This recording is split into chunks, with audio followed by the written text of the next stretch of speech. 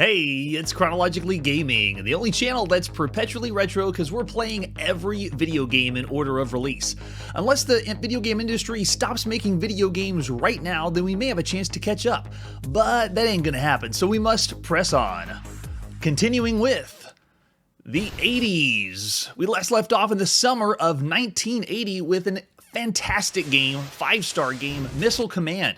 And we're going to do a little bit more footage of playing Missile Command because we've seen a big shift, because this is obviously golden age of arcades. We've seen a lot of really good releases. Something to consider, back in 1977, there was a time that the home world or home console world was hitting the level of arcade games, or maybe even succeeding just a little bit, where you could play pretty much the same thing at home that you could see in the arcades. And now what we're looking at here with Missile Command, it's going to be a very long time before this same recreation is something we can see at home, or handheld is way off. But this is a big leap, where the games we saw last episode, it was all excellent arcade games, but those leap of arcade games, we're going to see more and more that are going to be stretched farther than we've seen for home consoles. And so the more games we see in the arcades, they're going to push and push and push the limits and be ahead of the curve for a very long time, starting with these releases that we see here. All right, so let's kick it off with just a little bit more of those beautiful sound effects and beautiful effects. The explosions. Oh my gosh. And the play control, because we're trying to do the best we can to emulate and show what it'd be like to play it in the arcades. But that trackball control for the original Missile Command is so nice. We did get home ports of Missile Command, and we're going to see those later, but the first time that we play it in the arcades, it plays much better than anything else that we... Oh, man, I can't believe I missed that one. And we are going to see, of course, the home Atari version that's going to use the paddle controller, which does work pretty well, but considering the arcade... we've already seen this with the trackball, Atari using that in the past. For football was the first one we saw, but then the fact that they're gonna bring this this technology home is just gonna take a very long time for it to feel and look this good. There we go. All right, so just a little bit a taste of Missile Command there for you. Okay, so let's move on to our next. We gave that one 5 stars, so let's move on to our next game, playing every video game in order of release. And so we are still in the arcades after all those. Incredible. So this is Space Trek. It is 1980, and let's take a look at the advertisement flyer for Space Trek. I'm looking for anything ripping off Star Trek or Star Wars. Looks like another space game by Sega. Fierce battle in the solar system against attacking UFOs. Encounter meteors and space creatures in mysterious outer space. Sega brings you the final word in TV games, incorporating many new ideas and innovations. Yes, they do. Sega knows where it's at. Features rapid fire possible with the spaceship laser guns. And I like how it says TV games, because they're on a television, CRT television. The spaceship turns green when its energy barrier is up and turns red when barrier power is gone. Barrier power is indicated by the lower left portion of the screen. When the UFOs are hit, the planets change at random into strange space creatures. They have a really bad overlay, so it's kind of hard to read the advertisement flyer. But from Sega, so I'm hopeful, because Sega is awesome.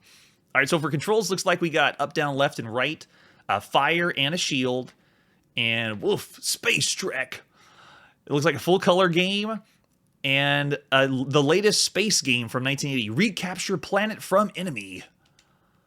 That's just some screenshots for us. And then let's see what we have for other versions. This looks like just the cocktail and upright version. We're going to play the upright version. So it is June 1980, playing Space Trek in the arcade by Sega. And there we go, the first to track mode. Looks like they're giving us... I'm wondering if there was an overlay that we're supposed to see, and all we're getting at this point is what was programmed, which is why we have the solid black background. Because it looks like the robot's supposed to be moving on a planet's surface, that they'd have it for that. Yeah, I agree.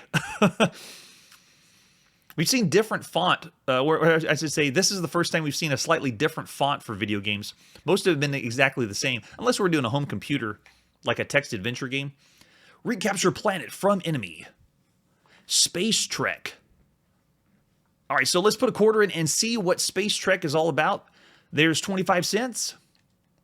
And push and start. So yeah, we have full range to shoot. So not just left and right. I get a little bit more freedom, which again, I thought it was Centipede that was the first one that did that. But we've already seen 2 on the channel where you have this better range of motion.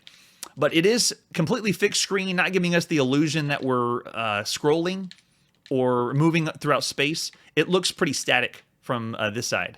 Proceed to enemy base. Oh, okay, we get another playfield. That's awesome. With some warp speed. And then, yep, moving into another place and different patterns of enemy ships that we've seen. And there is no sound, at least not what we've seen emulated. So I'm getting nothing from my side. It's very silent and bizarre considering all the amazing sounds we've been hearing from the arcade games before. Check space scanner for reinforcements. That means they're using a life to come in. Now, when you say twin shots, oh, I see what you mean. Yes. Everything we've seen up to this point has been one shot. This is the first time we've seen 2 bullets come from the ship. Yes, so this would be the first twin shot that we've seen. Oh, can I get that base? Yeah, there we go. You dig out of the planet, and then the base comes out, and then you're able to shoot that one. Well done. Proceed to round 2. And yes, cranking up the difficulty. This plays more like, I'd say closer to Galaga, which we haven't seen yet, and the challenge is up a notch. This one is for all the people that have played other shooters or space shooters, and if you want a challenge, you want to play some of Space Trek. Yes, Space Trek. Yeah, I love that. The bird enemies on the side. All right, let's put another quarter in and push start. You can see, but with 1 life, or 1 quarter, I didn't have as many lives. I did die pretty quick, but there's the spaceship going, and we can see, can we shoot Saturn? No, I don't think so. Oh, it turns, and the saucer turns into the enemy. But even the enemies are shooting dual lasers as well. Let's see. So it's about the number of ships you get. Once you clear those ships, then you move on. We didn't have a manual to look at for this one. Anything that's a little bit more obscure or from another country that's not United States is going to be harder for us to find all the artwork or information on. But everything we hit on the channel is going to be something that got some love. Someone out there loves it, and that's why we've hit on it. So there is some systems that sadly we don't have any information on. No one's booted up artwork or information on them. So we obviously can't hit up or highlight those on the channel. Oh, wow. That one, I can't believe I was ready for that. I dodged this flaming asteroid that came from the left side. I didn't even know that was coming. But the varieties of enemies is awesome. I will say, though, for play control, it's feeling a little sluggish as I'm sitting there talking about it. But the play control is a little slower, I'd say. It's not as smooth as we've seen for other shooters. But because of what they're trying to push with more enemies on screen, more different waves that can come attack, things like that, it makes it for a good time. Reinforcements have arrived. Play on. See, now I'm expecting the game to talk to me because we had so many games that do talk. When it doesn't talk, it feels like we're getting ripped off. All right, let's put another quarter in. But the sprite works pretty cool because of the animation they put in. Oh, like we heard the comment about the flying enemies, like the wings flapping. There we go. Proceed to enemy base. I want to be able to blow up the moon again or break chunks out of it. That was a great feature. See, the enemy patterns are doing something different. They are doing the same thing, but because I haven't been compared to everything else we've seen, it's throwing me for a loop of what to expect for where they're going to go next. All right, so here we go. I want to blow into it. And they got the best of me. Check space scanner for reinforcements. And if you look at the bottom, we have a power barrier that they explained that we saw in the advertisement flyer. Yeah, it's very eerie, though, of how quiet it is after everything we've heard in the arcades.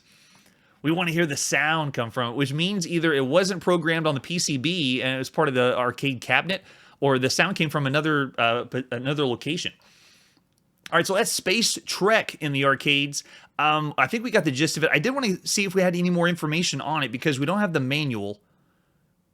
Yeah, so that's all the information we have on it. So based on everything we've seen for the time, it's looking to be somewhere in the a little bit better than average. It is taking the shooter genre, and we've seen since Space Invaders, we're going to see so many shooters that have something they change or tweak about it. But because the play control wasn't as smooth, I'm going to do 3.5, just slightly above average. It would have been a 4 if it played a little bit better, but it is pushing a few things as far as the waves of enemies, being able to shoot and blow away the moon object and have the UFO come out.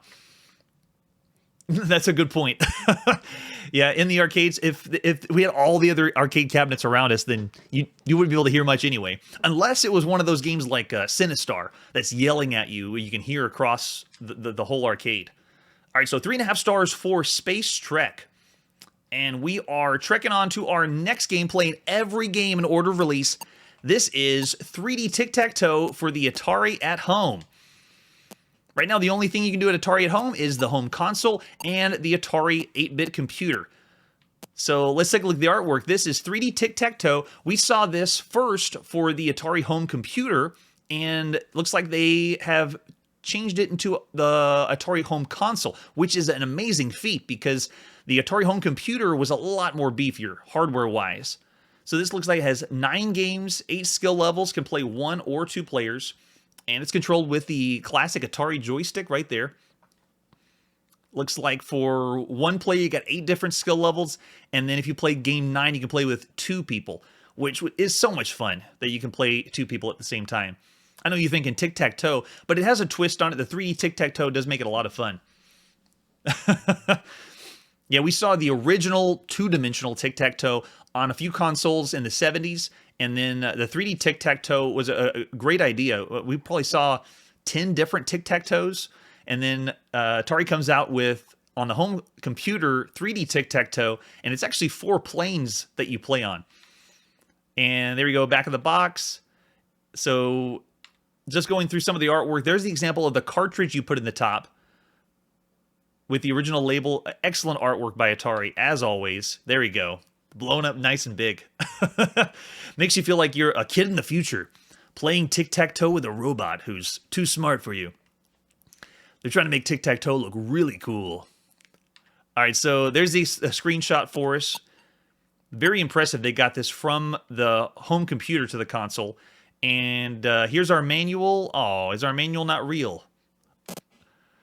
I wanted a real one. Let's see if we get any. No, it looks like it's not. It's reading that we have a manual, but it's not coming through, sadly. But we did get the manual from the home computer, so we're aware of how it works. So for different versions, we have some different versions from Europe, but we're going to play the North American version. This is the one that was released first. All right, so it is June 1980. We're playing 3D Tic-Tac-Toe on our Atari 2600 by Atari. So just like anything else on Atari, you can switch the switches on the main console, switch between the different game modes. You get we got 9 different ones for this one. There you go, and see the 9th one is so you can play with 2 people at a time, which don't have a second player with me. It'd be probably a lot fairer because I'm pretty sure the computer's crazy. But we're going to do the level 1 difficulty and just show you how 3D Tic-Tac-Toe works. So to play the game, we reset the console. And there you go. So starting off, I am at the top picking X's. Did the computer already go with the O's? But very simple to control. Use the one joystick and the one button you have. And then when you decide to put an X down, you just push the button and then... Oh, okay, so it is doing it pretty quick. So it's showing the computer put their O down and then the flash of the last move they made. So if I wanted to... The way this works, you have to get 4 in a row rather than 3. And you have to think 3-dimensionally. And it can even work 3-dimensionally across the planes. So if you played this back in the day, lots of fun to play with a second person. For the computer, I'm playing on the easy level, so I'm hoping I can dupe them. That's true. In the bargain bin, this is where most people found this, because anytime you think tic-tac-toe, you don't think action arcade, something fun. This is more of a basic strategic game you could play on your home console. Okay, so I'm going to try three-dimensionally, so I'm going to go from the bottom and work my way up and see if the computer catches it. Most likely, they're going to block the one on top to block the four-way in a row there. So you have to think the same strategies used for tic-tac-toe, but just in 3 dimensions on 4 planes. All right, so I want to see, yeah, they're already trying to use a strategy to get multiple in one row. And you see they're going to block the right side. So it kind of reminds me of a way you'd play Connect 4, but using more rows than just 2 dimensions.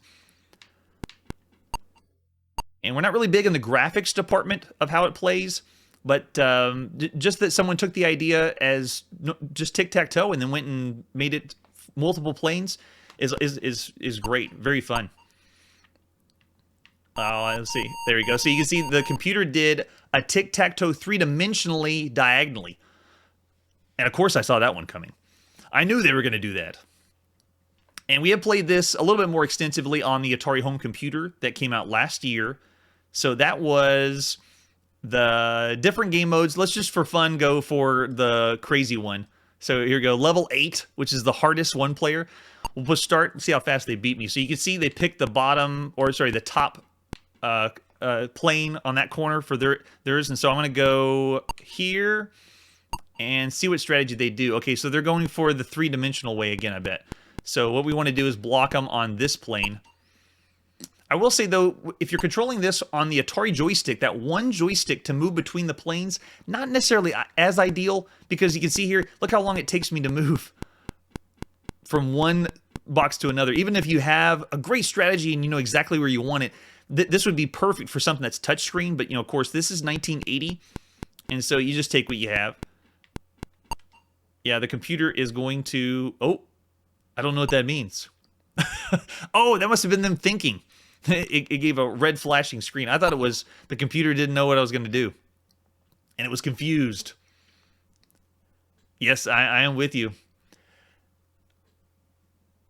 Anything? Oh, man. See, this is the computer thinking. And to keep it in perspective, when we played it on the Atari home computer, it was a lot longer time for the computer to think of it. Actually, no. The home computer was a faster time to think in between moves. All right, so before the computer destroys me, we're going to go ahead and finish up 3D Tic-Tac-Toe. Based on the time of playing this would be something around what average you would play. So we're going to give this one 3 stars. I'm thinking maybe 2.5, just because of the popularity behind it. It's a great idea, and the fact they converted it from the Atari home computer to this one is good, but it's not super flashy and didn't really inspire a lot of things. So we're going to go ahead and do, we'll go 2.5 stars for 3D Tic-Tac-Toe. Not really pushing new boundaries. It's still around the average range. Well done, Atari. That is correct. I agree. All right, moving on to our next game. This is Circus Atari, a home port of Circus, or Clowns, depending on which version you played. Let's take a look at the box. There is Circus Atari Video Computer Game Program. This one has 8 different games, or in Atari speak, it's just different versions. And I'm glad we finally get to go back home and play Atari. It's been a while since Atari has done too much, because we had a long gap between when Space Invaders was released until the original release in '77. But now that Space Invaders is out, everybody has bought the Atari, and now we're going to have a whole bloat of Atari games start in 1980. And there is the back of the box. Looks like this one's going to be controlled with paddle controllers. Love them. And could be 2 players as well. Pretty sure it's alternating play. Okay, so let's see. There's the cartridge of Circus Atari. And I love that the artwork is showing... It's supposed to be... Originally was clowns bouncing on the seesaw back and forth, but now we have acrobatics doing all the bouncing. And there's an example of the screenshot. All right, let's see if the manual does anything. There we go. So manual came up for Circus Atari.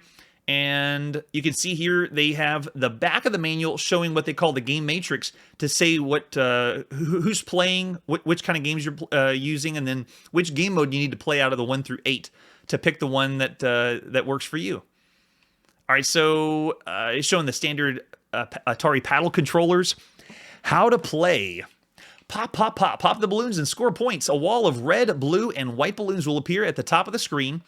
You must pop balloons by catching a clown on the teeter-totter and bouncing them up to the balloons. Use the controller to move the teeter-totter. Oh, teeter-totter. I always called it a seesaw.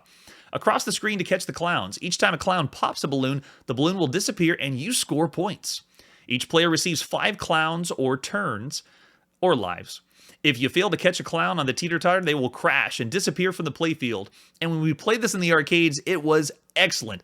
The death animation of the clowns, it was like, you felt like bones were crunching because they animated the death of them splattering on the ground. Yes, that's true. We had a lot of game modes, and this one only has 8. It's like Space Invaders was 118, I think. So the 8 modes just seems a little bit lackluster compared to what we've seen.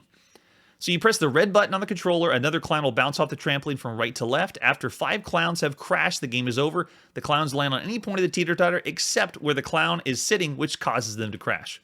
So for controls, it's showing, which I love that Atari does this, shows a picture of the screen and then says, this is what that is, and this is what that is. Extremely helpful, considering a lot of times you have to use your imagination.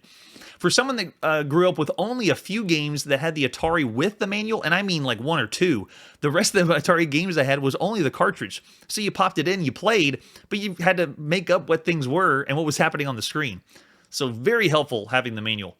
And then for difficulty switches, looks like you can make the clowns move faster when you switch. There's a switch on the console you could make it more difficult. So how to use the controllers, and then scoring. Most likely it's the same as arcades. Everything at the top is worth more points than at the bottom, but it's essentially a breakout clone, which was very influential, and we're going to see even more breakout clones until the end of time. So for different game variations, yeah, it's showing you which game you want to play to see the different ones. And since we're solo, we're going to be playing games 1 through... We'll play games 1, 2, and then 3 and 4, and that'll give us a good feel of how it works. So for different versions, looks like we can play with joysticks or paddles or the European version. So let's pop it in and see. It is summer 1980, and this is Circus Atari on the Atari 2600. All right, so right off the bat, we're going to start with game 1 and reset for Circus Atari. And yeah, the way it works is you're going to move the controller left and right, and you want to get it to bounce on the other side, just like we've seen in the arcades. It's a twist on Breakout. I even have the twitching limbs at the bottom. So they did the same thing that it had in the arcade, where you just cringe, that they fell off the side. And as long as you land on either side, then you just keep playing. And if you hit at the very edge, then obviously they get more of a... and you got to watch the bounce. But depending on where you hit them on the seesaw, depends on how high they go. And right off the bat, this is an excellent port. I'd say, yeah, this plays as good or just like the arcade. So the play control is fantastic. What do you do if they have to land on the other side? You got to make sure you make sure you set them up the right way. And right after I talk about the play control, and then all of my men crash. We're acrobats now, not clowns. All right, so let's try game mode 2, which is going to add a breakthrough variant.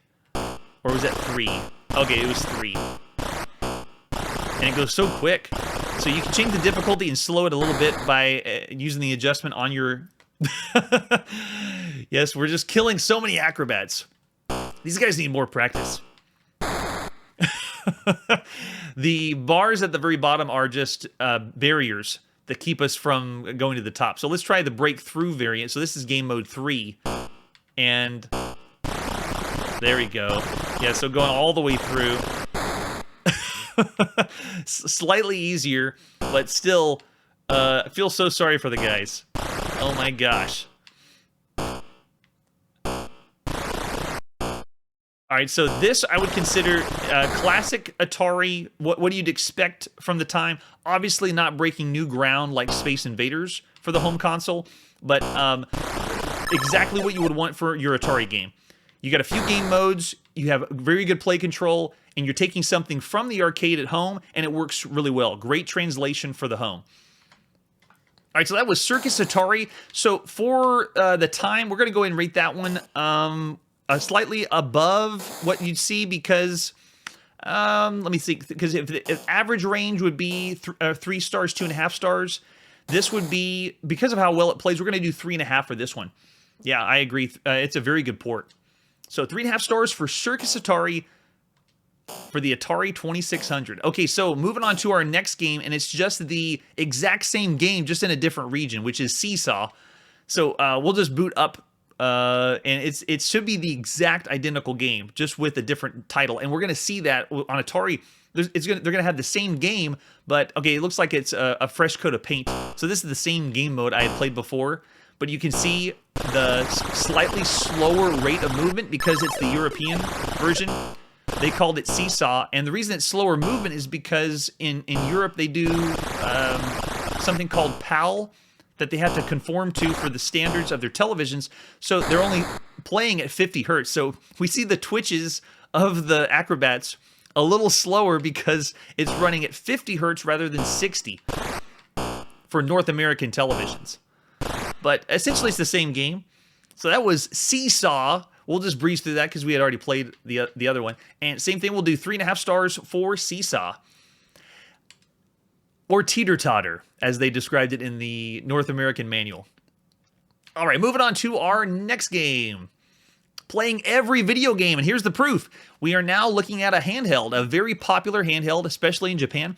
This is Flagman, released in 1980 for the Nintendo Game & Watch. This will be the second release we've seen on the Game & Watch. Let's take a look at the artwork for Flagman. There is the front of the box, and then a reconstructed version of the box.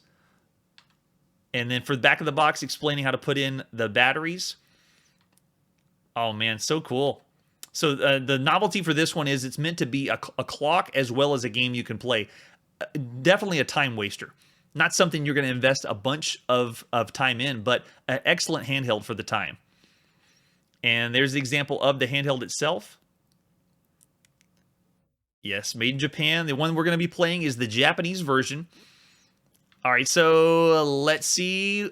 It's June 5th. 1980, and this is the release of the second Nintendo Game & Watch system. And let me see what we have for controls, because this one's going to be a little bit different of how we control it. Okay, so we are able to move 2, 4... Okay, so we are be able to move the joystick around. That's awesome. All right, so... going back, and let me see if I have a different view for this one, because there is different models of the... Yeah, there we go. So this one is... Yeah, we want the version that came out first in Japan, and that's this one, because the Silver Series was another series of Game & Watch, like a re-release that they did later. So, let's see. All right, so if we give this one a shot, let's see what happens. Okay, so they're... This one is like a Simon Says game. So you're supposed to copy the flags that the guy holds up. All right, so let me review because we have to pretend we're holding the system in front of us. So 2, 4, 1, and 3. Okay. All right, here we go. 1, 2... Okay, there's 2. 1, 2, 3, 3. Got it. 1. Okay, so game A. Here we go. 2. And so you're pushing in the flags based on... Oh man, you gotta be so fast too. As soon as I missed one, it's essentially like we're playing Simon, where it gives us one command and then we have to do that command and then add to it, and then eventually you do more and more commands. So it's Simon, or Atari's Touch Me. which I hope I never have to say that game name again. Atari's Touch Me, the worst name ever. All right, so 3, 1.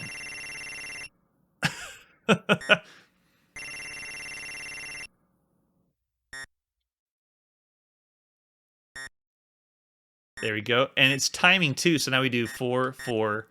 I see. See, 4, 4. And now it's going to add to it 4, 4, 1. And then it has a little bar on the right side that's timing us. And I didn't think I did it too fast. You have to wait for him. There you go.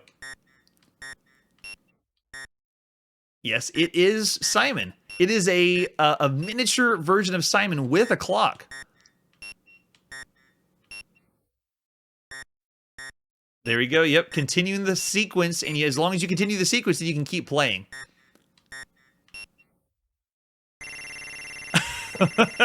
And I did the wrong one on that time. So that is Nintendo's Game & Watch. This is their second ever release. Excellent time waster. I mean, come on, a miniature Simon. And this was roughly 2 years after the original Simon. Okay, so we'll go ahead and back out of that one. And we'll just understand it is a time waster. And so we're going to give that one, for the time and the novelty of playing it in your hand, 3 stars. Excellent for Nintendo's Game & Watch. Not necessarily pushing new ground for handhelds because we've already seen handhelds with interchangeable cartridges. All right, so let's move on to our next game. We are back in the arcades, and this is Astro Invader. Okay, it is the additional name that we played before. So this is the Stern release of an arcade game that we played in the past. All right, so here's our artwork for Astro Invader. The one we played before is called Kamikaze.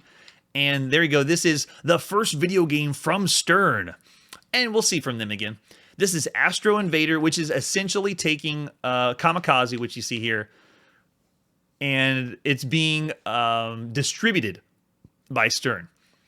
Astro Invader may not be our first video game, but it's already proven gangbuster. Gangbuster. It was tested in select markets prior to release. The profits were staggering, so staggering that we almost named the game Astronomical. Whatever, they're just trying to be Space Invaders because everyone knows that Space Invaders is really where the people were getting the money. All right, so how to play. You put in a quarter, 25 cents. The objective is to attack and destroy invader crafts and UFO before they annihilate you. Invaders are destroyed by pressing the fire button on your laser-based defense. Or just shoot the laser. The laser-based defense slides left and right. And a UFO, if the UFO reaches Earth safely, the laser-based defense is destroyed. If a player wins designated points, an additional laser-based defense appears on the screen. In other words, another life. And the game is over when all laser-based defenses are destroyed. And then, of course, scoring. We've seen that more and more in the advertisement flyers where they're looking at and telling you about the score because that is what you want. You want to know how to get the points, where the points come from. And arcade cabinets are now letting you put in your initials so you can display it when you go to the arcade. Yeah, there's mine up there. And there you go. There's the example of the arcade cabinet for Astro Invader and the arcade PCB. For our control panel, looks like we're using the buttons to move left and right and then fire. Yeah, so controls of what we've seen, same as Kamikaze and Space Invaders, but this is Astro Invader. With some interesting artwork, full color, programmed, awesome. All right, so here's the service manual for Astro Invader in the arcades by Stern Electronics. They're going to go through several things on the manual, including installation, how to set up the arcade cabinet, and so forth. So this is, I'm looking for instructions or information on the game. What is Astro Invader? How do you describe an Astro Invader in the 80s? They did a little bit on the advertisement flyer, but let's see. They're going through, obviously, how to set up the system, how to not electrocute yourself. If anyone's worked on these systems before, you're probably familiar with this. However, we're not going through all those details on Chronologically Gaming. Okay, so this is explaining how it is programmed, how many pixels are on screen, and how it is displayed. Anything about... Okay, so it's looks like we're not going to get any information on how to play the game for the manual. It's just about the setup. So Stern went really technical, excellent for the operator, but we're the consumer. Okay, so let's see what is up with Astro Invader. It is June 25th, 1980. We're in the arcades playing every video game. And here we go, Astro Invader. With the artwork on the side, you can see now the last one we played had the publisher on the main spaceship, and now it's changed to Stern. All right, let's put a quarter in and push the start switch. And here comes the spaceship. We may not have sound for this one because I don't think we had it for Kamikaze either. But we're able to move the ship left and right, and you can see they come filing in, and all you do is, before the ships hit the ground, they're going to cause a shock wave. And that spaceship that comes from the center, if the spaceship hits the bottom, the shock wave goes all the way across the screen. Oh, and I'm already seeing a difference between this and the other one. We have two UFOs coming from the sides, plus they're not dropping the smaller ships on us. So just slightly different than what we saw in Kamikaze. The other Kamikaze we had, oh, there we go. So some of the ships start falling down, and they are falling vertical, but you can see they drop and cause a shock wave that will blow up your ship. Or, I'm sorry, laser base. But if the UFO drops, it's game over. It goes all the way across the bottom of the screen. There is no hope. And considering what we've seen in the arcades, the way that the ships are maneuvering and flying down the screen to come attack you, we've seen way more intricate designs than this. This is just vertical. And there you go. UFO drops, shockwave all the way across, and then you are blown up. So it is still using the Space Invaders formula, but it's not really pushing anything new from what we've seen, especially since we played Kamikaze. But it's the same idea, just published by someone else. And there you go, no initials put in. It just says you're first with that score. So if you go to the arcade, you just say, oh, that was mine. That was my score. You just have to believe them, I guess. All right, so that was Astro Invader. So for the time, it's the same thing as we saw with Kamikaze. So just released a little bit later. And if I remember correctly, Kamikaze was... Where are you, Kamikaze?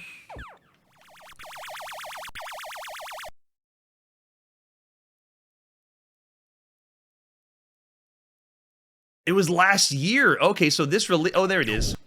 Okay, so Kamikaze was... we gave this one a 4.5. So for the time, we're going to give this one 4.5 as well. Astro Invader gets 4.5 stars.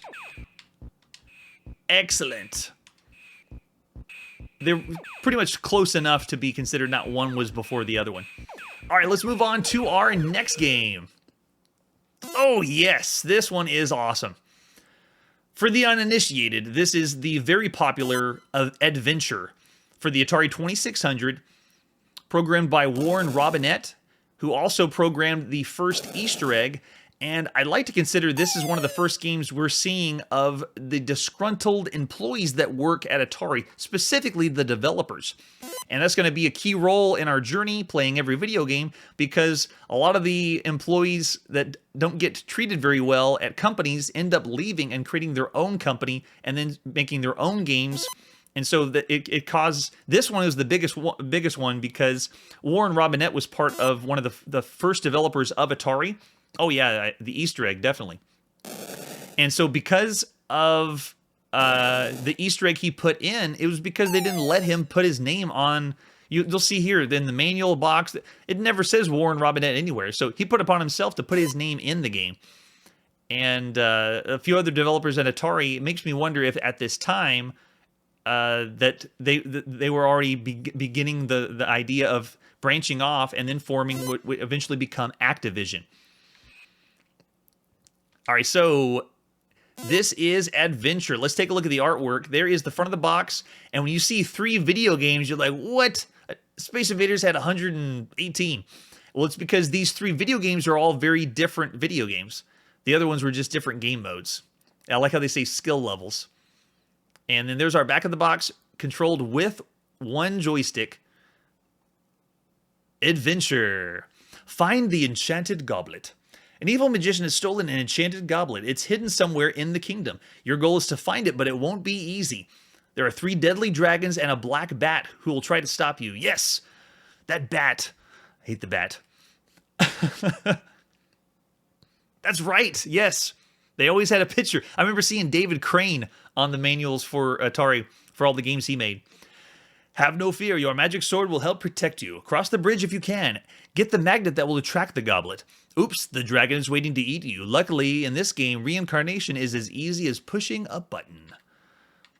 This is adventure. And this was what I've been told from Warren Robinette programmed earlier, around 1978. And so the reason we're seeing this in 1980 is there actually is a contention of when the actual release date is. Warren Robinette remembers it one way, Atari remembers it another way. People that worked at Atari remembered it. I have 3 different sources, so I'm using one that I consider the most credible, but of course we're going to have contention thinking it did come out in 78, but considering everything else we've seen, this would be the most accurate release date of Adventure. Okay, so there is some awesome artwork. And that right there is the dragon in all its pixel glory. Yes! Ready Player One. All right, so the manual. Gotta have the manual. This is awesome because it explains everything that you're about to play in the game. The Adventure Game Program Instructions. Use your joystick controller. Okay, yeah, this is the same thing they always say. How to use the joystick controller. I always thought it was a duck too, because the mouth was looks just like a beak. But don't worry, everyone. No one will have to use your imagination again. You'll have all the answers now that we're going to read the manual. How to play. An evil magician has stolen the enchanted chalice. Oh, in the advertisement they said goblet, and this it says chalice, and hidden it somewhere in the kingdom. The object of the game is to rescue the enchanted chalice and place it inside the golden castle where it belongs. So when I had first played this game, I did not have the manual for it. So my first experience was making up what things were. That I did not know was the enchanted chalice, or I thought it was horns or a like a Texas Longhorn thing, or a statue. This is no easy task, as the evil magician has created 3 dragons to hinder you in your quest for the golden chalice. There is Yorgle, the yellow dragon, who's just plain mean. There's Grundle, the green dragon, who's mean and ferocious, and there is Rindle, the red dragon, who is the most ferocious of all. Rindle is also the fastest dragon and the most difficult to outmaneuver. And there he is, Rindle, with his duck beak. I always thought it was that way too. So now there you go. Now you know the names of the dragons. And something else to point out is this is a home console game that has story. It's an adventure, and we usually see this on the home computer space. So this is one of the first home console games that's giving us a story, and it's a action adventure. We're able to move around and play like we're playing a text adventure game, with the story like a text adventure game. That's right. It's yellow, green, and red. Yes. There are 3 castles in the kingdom: the White Castle, Black Castle, and the Golden Castle. Each castle has a gate over the entrance. The gate can be opened with a corresponding colored key. Inside each castle are rooms or dungeons, depending on which skill level you're playing. The castles are separated by rooms, pathways, and labyrinths. Common to all skill levels is the blue labyrinth, through which you must find your way to the Black Castle. Skill levels 2 and 3 have a more complicated kingdom. And they're not kidding.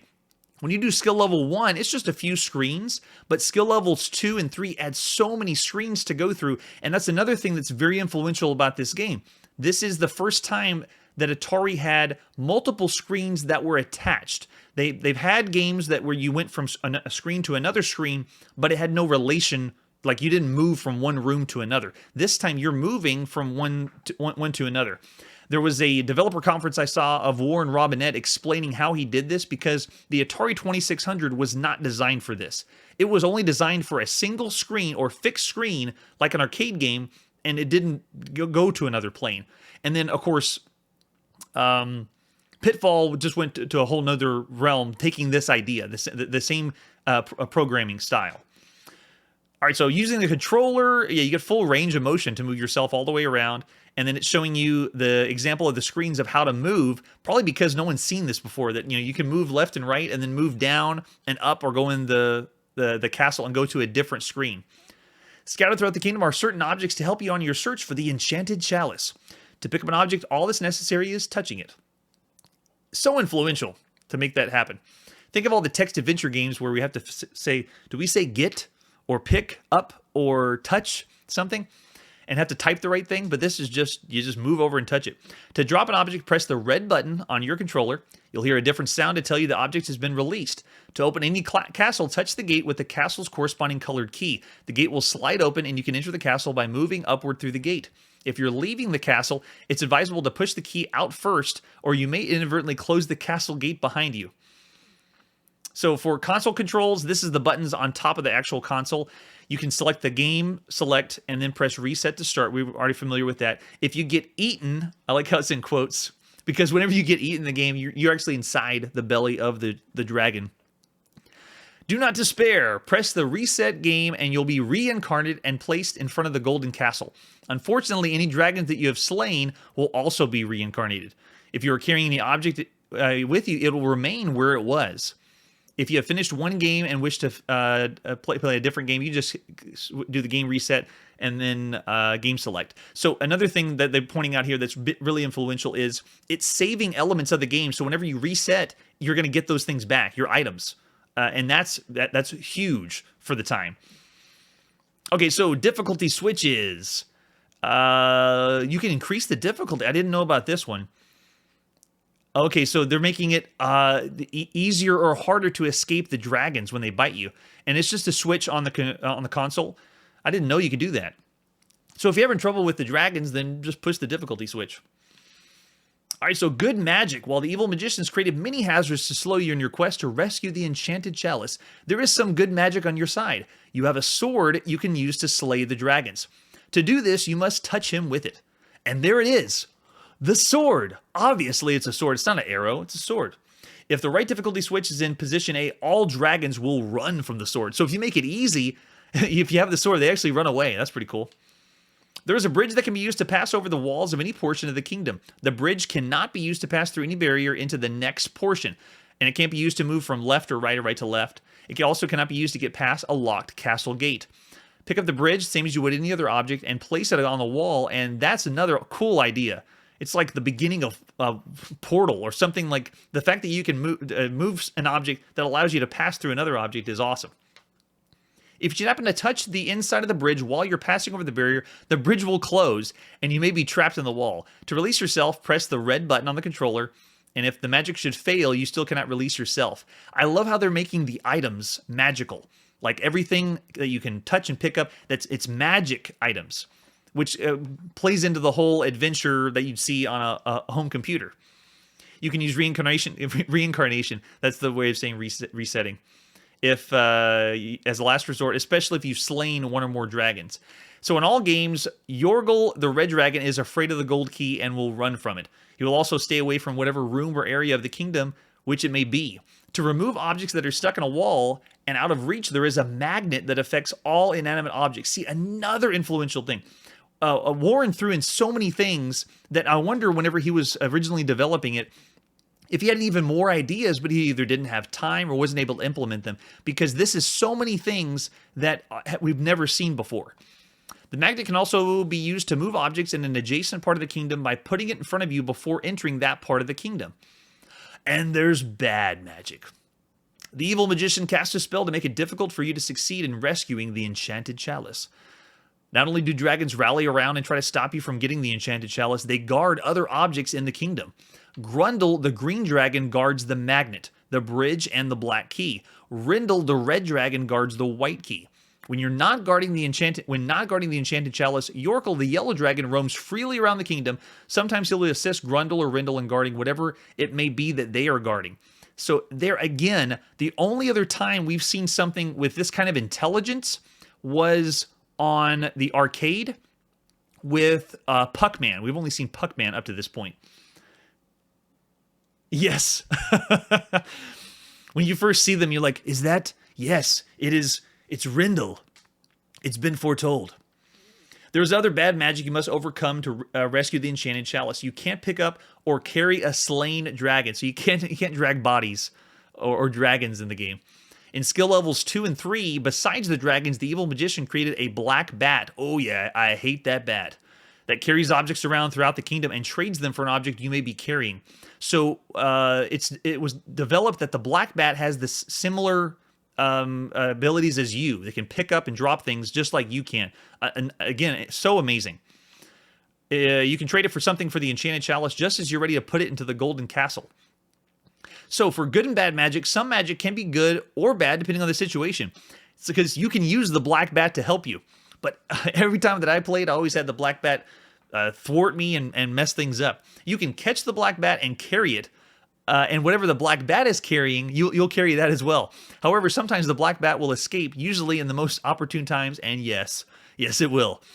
But it's so cool that the bat can be just flying around the screen, and all of a sudden it picks up a sword, and then it carries off, and then by the time you meet the black bat, you can catch the bat by touching the bat, which means it has the sword. Now you got the sword. So there's 4 more objects, including the castle gates in your area, that magic may or may not work. Sometimes you can slay a dragon, sometimes you can't. However, it is easier to avoid being swallowed by a dragon. If you've slain a dragon and they're blocking your path, you can't get through, you can use this to your advantage by placing 1 or 2 objects in the same area, then move through the slain dragon. Sometimes the black bat can be used to your advantage by getting it to swap for an object you need that may be stuck in a wall, and yes, I have seen that. Okay, so here's the different skill levels. There's only 3. You have 3 levels of play. The simplest level, when you see the key for the golden castle, you unlock the castle, you enter the swords inside the castle, and this is interesting. It's like a walkthrough of how to play the first level or the first game. So after you get the sword, the key to the black castle is being guarded by Grundle, the green dragon. Yorgel, the yellow dragon's roaming free and may not be found guarding the enchanted chalice, which is hidden with the magnet inside the black castle. So there you go, a little brief review of... Yes, I agree. This is the most complicated. And we're going to see a lot more later. But this one is so much involved with it. This would be... If it was 1980, this would be my go-to game, the number one I would want to play over and over again, because there's so many things that change when you play, especially with the different difficulty levels. All right, so level 2, the kingdom's much larger. I forget how many more screens it is. There are catacombs, which means it's dark, and you can only see part of the way. The key to the golden castle is hidden in the catacombs. You pass through the catacombs to reach the White Castle. The key to the White Castle is hidden in the Blue Labyrinth. Inside the White Castle is the Red Dungeon, and there's a secret room in the Red Dungeon where the key to the Black Castle is hidden. To get the secret room, you must pass through the Blue Labyrinth. Behind the first room of the Black Castle is the Gray Dungeon, which is similar to the catacombs. So you can see, look how many more dungeons and levels are in just level 2. Oh, I see. Yeah, because for item management, that's what Warren had to figure out, because he's programming it for the one button, one joystick controller. And so if it had more buttons to handle item management, yes, I agree. All objects, the dragons and Black Bat, will start in the same place in the kingdom each time you play the game at level 2. So that's level 2, and it already is adding all of that. I myself have only beaten level 1 and level 2. I've never beaten level 3.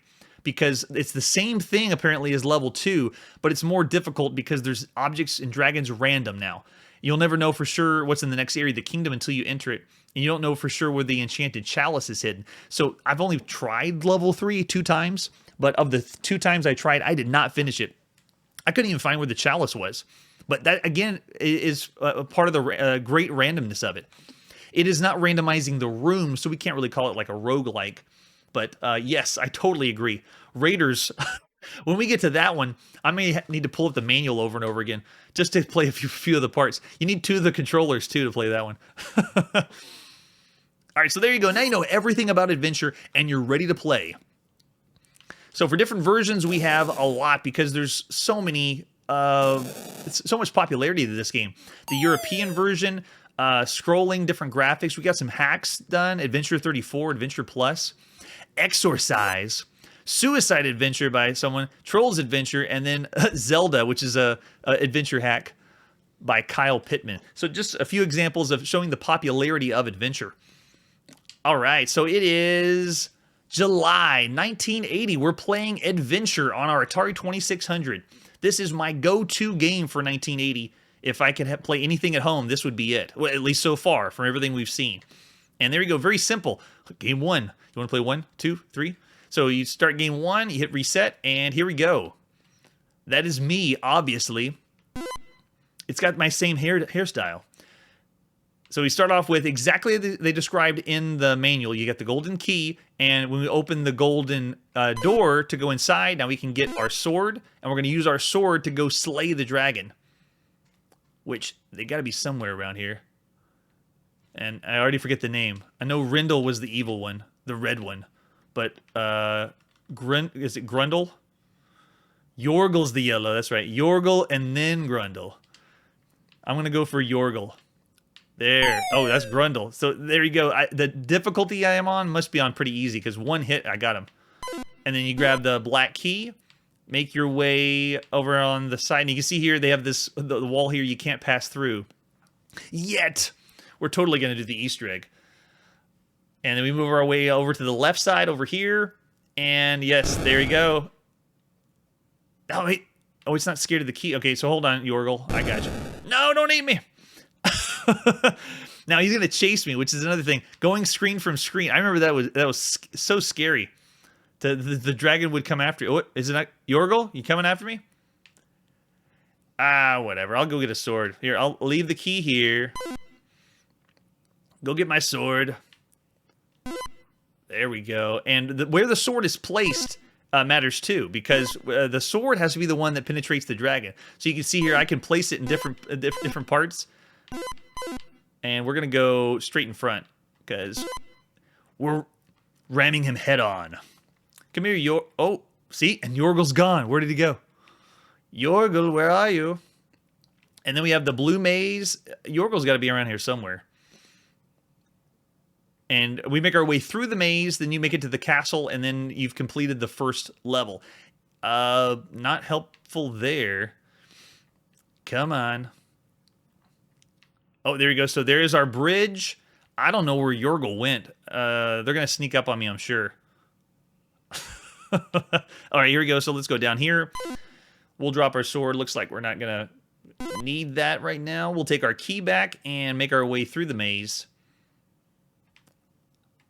And so here we go. Going up to the top.